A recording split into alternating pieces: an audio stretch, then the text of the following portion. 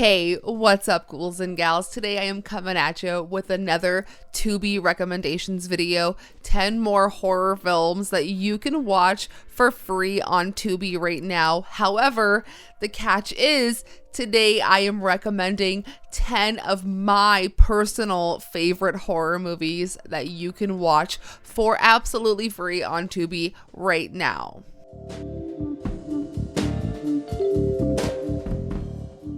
So if you enjoy this video and you like content like this, I do have 2 other Tubi recommendations videos, and I will keep this content coming because I know that you guys seem to enjoy it.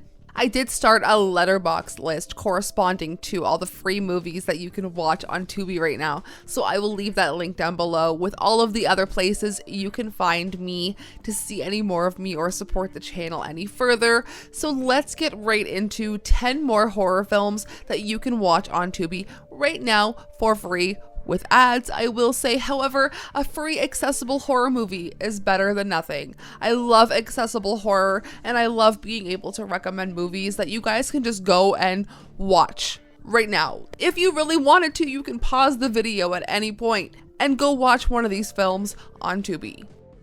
Starting off from 1981, An American Werewolf in London. American tourists David and Jack are savaged by an unidentified vicious animal while hiking on the Yorkshire moors. Retiring to the home of a beautiful nurse to recuperate, David soon experiences disturbing changes to his mind and his body. Let me know if you're like me, and every time you hear Bad Moon Rising by CCR, you immediately think of this movie. But moving on to The Return of the Living Dead from 1985, when Foreman Frank shows new employee Freddy a secret military experiment in a supply warehouse in Louisville, Kentucky, the two klutzes accidentally release a gas that reanimates corpses into flesh-eating zombies. As the epidemic spreads throughout the town and creatures satisfy their hunger in gory and outlandish ways, Frank and Freddy fight to survive with the help of their boss and a mysterious mortician. In my living room, I have a giant Tarman poster, and I feel like his eyes follow me wherever we go. Moving on to an absolute classic battle royale from 2000. In the future, the Japanese government captures a class of 9th grade students and forces them to kill each other under the Revolutionary Battle Royale Act. And I feel like it's been done before, it'll be done again, but this movie is just the one that got it right. Up next, we have Studio 666 from 2022. The Foo Fighters move into an Encino mansion steeped in grisly rock and roll history to record their much anticipated 10th album. But once in the house, Dave Grohl finds himself grappling with supernatural forces that threaten both the completion of the album and the lives of the band. This film obviously stars the Foo Fighters, and with the passing of Taylor Hawkins, I feel like I've come to enjoy this film even more. However, it has a really great supporting cast like Jenna Ortega, Leslie Grossman, who you guys probably know from American Horror Story, but I grew up with her as Mary Cherry in Popular. And of course, one of my faves of all time, Will Forte. Let's talk about a super underrated film from 2020, Bloody Hell. A man with a mysterious past flees the country to escape his own personal hell, but only to arrive somewhere much worse. In an effort to survive this new horror, he turns to his personified conscience. This film is so fun, so creative, and honestly, I think this one is the perfect Friday night watch. Okay, let's talk about a darker film here, Coming Home in the Dark. From 2021, a school teacher is forced to confront a brutal act from his past when a pair of ruthless drifters take him and his family on a nightmare road trip. This one does deal with some pretty heavy themes. It is so good, but it does come from the director of the recently released The Rule of Jenny Penn. If it's not on Shudder already, it should be on Shudder soon, but that's the one that stars John Lithgow, Jeffrey Rush, and a tiny creepy little baby doll. Okay, moving swiftly into one of my favorite films, has become one of my favorite films of all time, Where the Devil Roams. From 2023, this traces a family of murderous sideshow performers as they travel around the world on the dying carnival circuit. Now, this comes from the Addams Family, and I've talked about them before and how much I just appreciate and love the creativity and heart that goes into their films. This was my favorite horror film of 2023. This made my #1 spot. Hellbender made my #1 spot in 2022.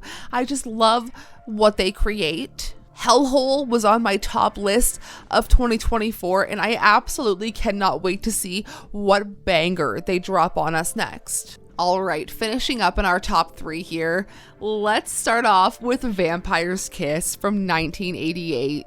A publishing executive is visited and bitten by a vampire and starts exhibiting erratic behavior. He pushes his secretary to extremes as he tries to come to terms with his affliction. If you have not seen this one, I highly recommend it. If you like Nick Cage at all, I think this is one of his most... This is a role filled with the most insanity. So many memes came from this, but I also feel like this is almost the comedy counterpart to Abel Ferrara's The Addiction.